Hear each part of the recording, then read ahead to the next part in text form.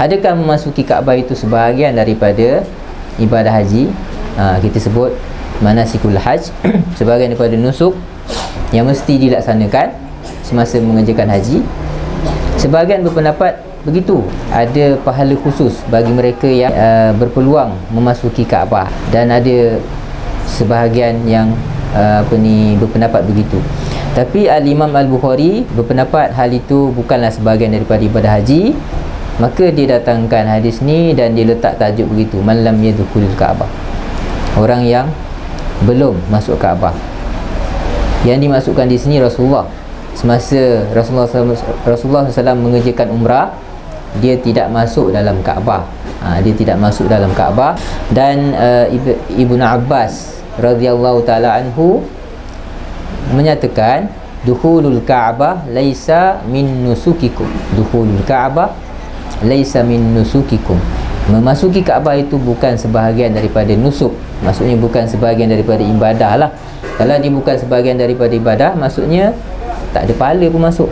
Masuk tidak ada pahala, tidak masuk pun tak apa, macam tu, sebab tak ada pahala. Itu maksud beliau. Dan itulah nampaknya pegangan Al-Imam Al-Bukhari yang berpendapat memasuki Kaabah itu satu kelebihan dan ada pahala khusus. Maksudnya dia macam ibadat, macam tu kan. Mereka bersandarkan kepada hadis Aisyah radhiyallahu taala anha.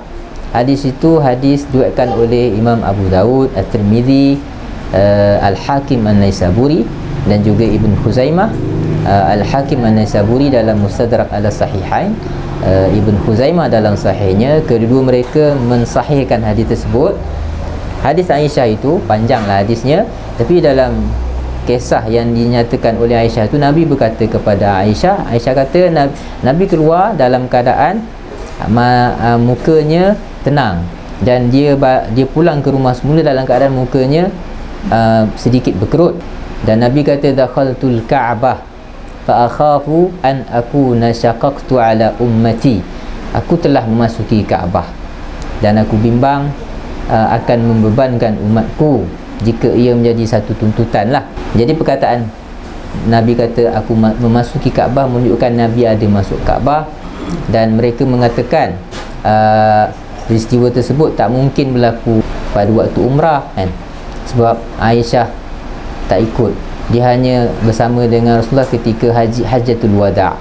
Jadi itu mungkin merujuk kepada peristiwa Hajjatul Wada', bermakna Nabi ada masuk Kaabah ketika peristiwa Hajjatul Wada', dan itu yang disebut oleh Al-Baihaqi dalam Sunan.